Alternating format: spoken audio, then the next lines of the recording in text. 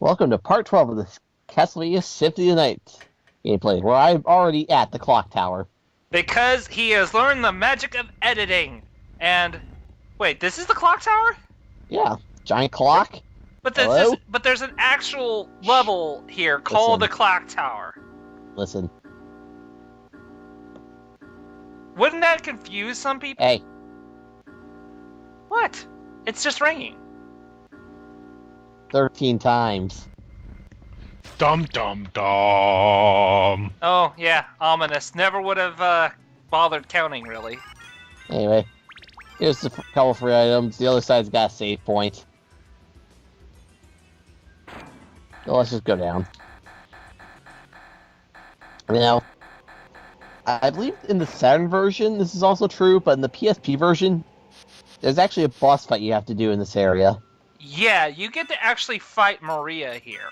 And Maria is actually unique in the sense that she fights like if you've ever played the PSP original, the PSP version, or the Saturn version, I should say, where you get to play as Maria as a playable character. All her moves she will use on you, and she can be pretty creative.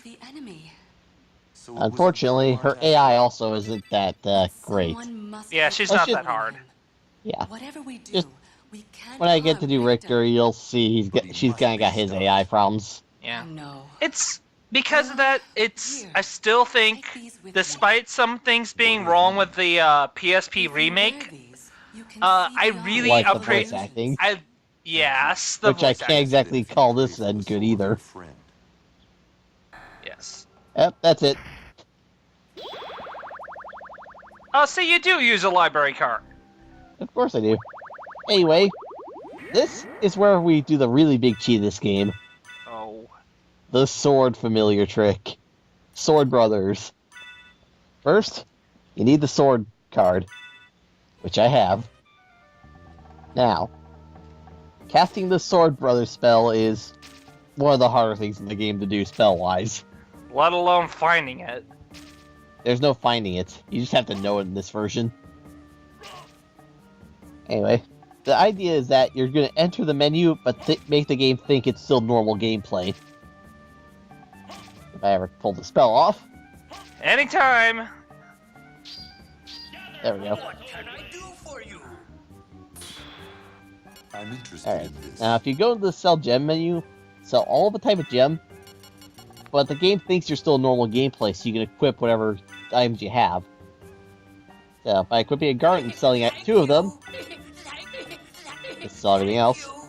Now if I close out and reopen, I've got 255 gems of that kind. How much money do I want? How much All for the of it. How much for the Oh, castle? that's much. I'm interested in this. Anyway, I'm just gonna buy one item, because really, it's gonna have very little effect in the upcoming area. Yeah. Plus an emergency library card. I'm proud I'm of buying- you, Matt. You resisted the temptation that is the duplicator. Anyway, I'm buying Joseph's cloak. Joseph's cloak is tied for the second best cloak in the game, tied with the royal cloak, which you get immediately upon entering the second castle. The difference being, I can change the color of Joseph's cloak to whatever I want. So infinitely better and fashionable. Yes. Unfortunately, this is me using it. Oh, that's right. So I do something kind of stupid. Just because I can. Put on your glasses. There you go. Okay. I have decided to make Joseph's cloak into a specific kind of cloak. You create it like using light colors. So red and green make yellow. Blue and green make teal. Red and blue make magenta. Anyway, I go with watermelon cloak. Oh, it's even better because now you got a watermelon bat. Yes. It's a fruit bat. A vampire fruit bat, if you will. And there are so many Must shapes. not make reference. Then don't. Do it. Do it. Do it. Don't. Don't do it. You don't do it. Ozzy will go nuts. Don't do it. Do it. Oh, Ozzy already knows what it is because I Do it. threatened it last night. Do it. Well, there you go. Say it. It'll give us something to do while I walk over to the. All right, Flutterbat. Ah! Anyway, now that we have the holy glasses, we'll technically get a different ending if we kill Richter. However, by equipping the glasses, we find our real target for the fight. Yes. Yeah, the alternate ending for it was the first ending I've obviously discovered, and it's pretty much what I thought was the end of the game. I thought you were supposed to kill Richter, and that was it. Yep. I never really went farther than that, and it was only until I watched other playthroughs of this game, and I was like, "Wait, there's more." Yep. I never. Anyway, with watermelon bats, we're gonna have to go into the next part of the game. Awesome, but first we need to deal with Richter. If I can do my wing smash. Anytime. There you go. Anyway, before I go in, you should not have the sword relic out. He's just gonna attack anything. Instead, have your fairy friend with I've you. been waiting for you. Answer me. Why is a Belmont planning the resurrection of Count Dracula? Count Dracula rises but once every century, and my role is over. If I can resurrect him, then the battle will last for eternity. But will you be happy? Feelings, then so be it. Anyway, that cutscene is slightly different if you come here without the holy glasses. Yeah, see that green little orb in the air? Yeah, that's your real target, but you can only see it with the holy glasses. You can't even interact with it without the holy glasses. Anyway, Richter's kind of a idiot. Yeah, which is weird, because if you see somebody play as Richter who knows what they're doing, he is way capable of more things than this. Anyway, I say screw it, and end the fight here. There you go. Hey, look, it's insert joke here shaft. Lost.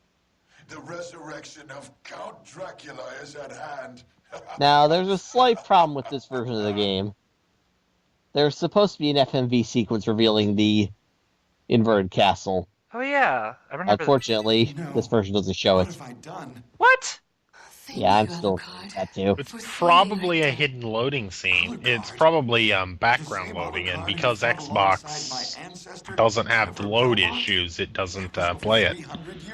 Still, it also skips the FMV at the end of the game where Castlevania gets destroyed. That's like one of the best scenes in I gaming. think so. That's why you watch these games, to see Castlevania go to pieces. I'll finish this. All right. It's like watching the final end credits of Mega Man X. You don't skip that. You watch it and hear the awesome music because it's awesome. Anyway, this is your entrance and exit way to the inverted castle. And when we say inverted, we literally mean that. It is completely the same castle, only upside down. Yes, all these candles are the exact same. The only major differences to the inverted castle is enemy placement. That's about it. Enemy placement, bosses, and an objective. The game doesn't tell you it, but your objective right now is to recreate the game Simon's Quest for the NES. Which is to say, collect the 5 body parts of Dracula. Yep. And also gets brought up again in Harmony of Dissonance. Yeah. Yeah. Anyway, there's the Royal Cloak. It's got the exact same stats as Joseph's Cloak, only it's blue. Doesn't look bad, it's just, well... Which would you prefer? A solid blue cloak, or a cloak you can make whatever the hell you want? And alas, poor York. He's right here. This is the only place you can find him. And I just killed him. What the... Was he literally a headless enemy looking for a skull? Yeah, his head's actually on the ground. He keeps kicking around trying to find it. What a sad existence. Yes. Doomed to forever chase his own head. Back. And yet you're not going to smash it. Well, Yeah, I'll I hell alone, but I'll kill him. I feel terrible for that monster. I mean, granted, he's an enemy, but still. There's a Skull Lord. He also shows up in the clock tower, but I didn't go to where he spawned. He's in that first room. Yeah, I remember him. Yorick. I don't know about you guys, but I'm hung up on Yorick right now. Alas, we knew him well. Then I killed him. Anyway, here's a fun little gimmick sword over here. Unfortunately, you need to be bat form to break it with fire. This is the Sword of Dawn. It's a two-handed sword that'll summon the Dawn Warriors. They're just skeletons of different types of enemies that do different things. There's the mindless dude who walks forward. There's a monk that creates arrows that home in on enemies. There's an archer who just shoots arrows forward, and there's a magician who casts Dark Inferno. Huh, okay. And of course you don't show it off. One of the more unique weapons in the game, and you don't show it off. Anyway, as you can see, everything's inverted. Even the keyholes are inverted. Yep. Anyway, that's the end of part 11. Or 12. I can count. We swear you can't.